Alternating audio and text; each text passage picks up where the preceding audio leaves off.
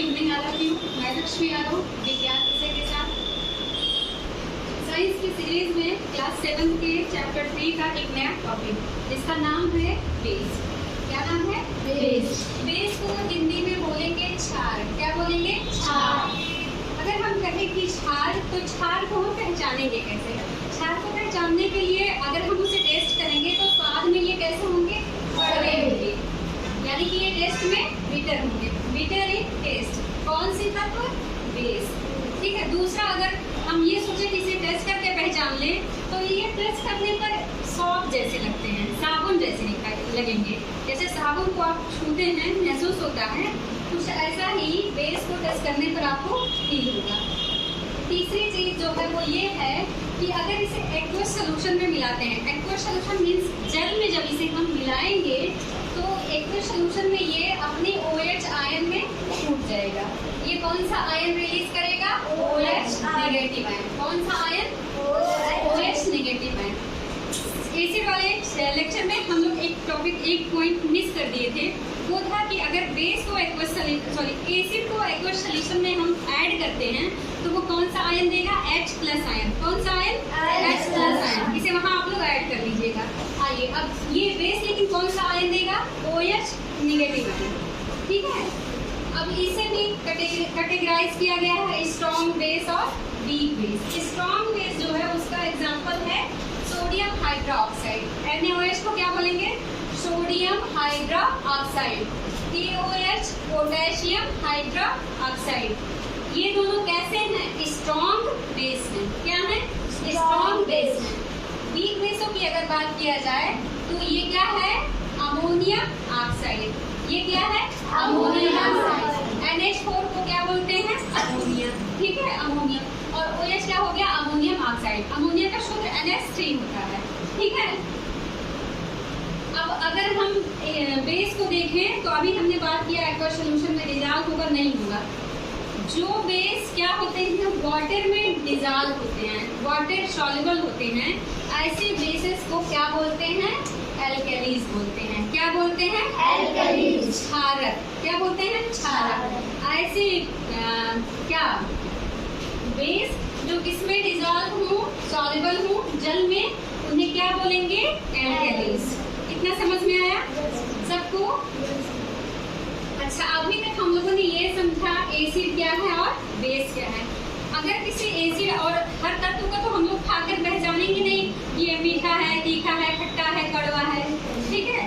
तो ऐसे कैसे हम पहचानेंगे? बहुत से ऐसे तत्व होंगे जो हमारे लिए क्या होंगे? हार्मफुल होंगे।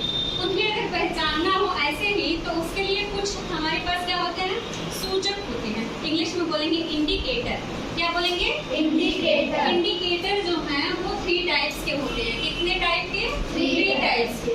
फर्स्ट जो है वो है नेचुरल इंडिकेटर, जो प्रकृति में पाया जाता है। सेकेंड होगा आपका ये मैन मेड इंडिकेटर, ये वाला है। ठीक है। ये कैसा है? मैन मेड इंडिकेटर या सिंथेटिक इंडिकेटर। ठीक है। ये कैसा इंडिकेटर है?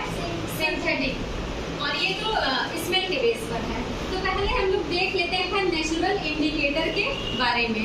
ठीक है। नेचुरल इंडिकेटर को 3 इंडिकेटर हैं जो हमारे सिलेबस में हैं। पहला है लिटमस पेपर। क्या है? Litmus paper. दूसरा है टर्मरिक। टर्मरिक को हिंदी में क्या बोलेंगे? हल्दी। क्या बोलेंगे? हल्दी। और तीसरा है गुड़हल की पंखुड़ियाँ। गुड़हल की पंखुड़ियाँ कौन से कलर की होती हैं? रेड कलर की। कितना समझ में आया? चलिए आइए, पहले अगर हम लिटमस पेपर को लें और लिटमस पेपर पर हम एसिड को डालें। क्या डालें? एसिड को। तो ये रेड कलर में कन्वर्ट हो जाएगा। कौन से कलर में? रेड। ठीक है। अगर हमें टेस्ट करना है कोई भी जो सब्सटेंस है वो एसिड है या बेस, लिटमस पेपर लेंगे, उस पर एसिड बेस कुछ नहीं, जान ही नहीं रहे हो, उस पर डाल दिया। अगर वो रेड कलर का हो गया तो वो क्या होगा? एसिड। ठीक है।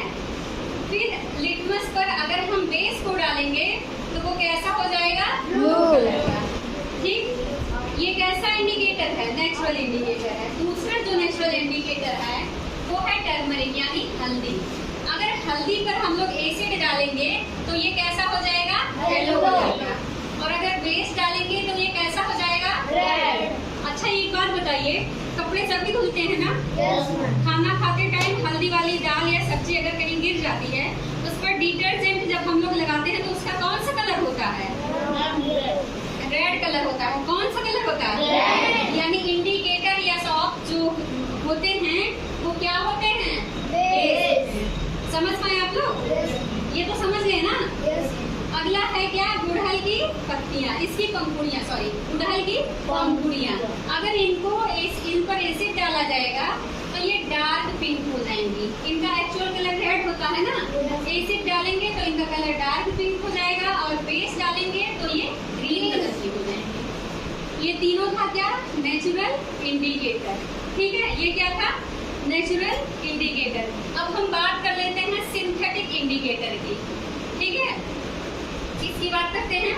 Synthetic indicator. सिंथेटिक इंडिकेटर ऐसे इंडिकेटर होते हैं जिसे मनुष्य ने बनाया है। किसने बनाया है? मनुष्य ने बनाया है। इसमें पहला जो है वो है फिनोक्टिलीन। क्या है? फिनोक्टिलीन।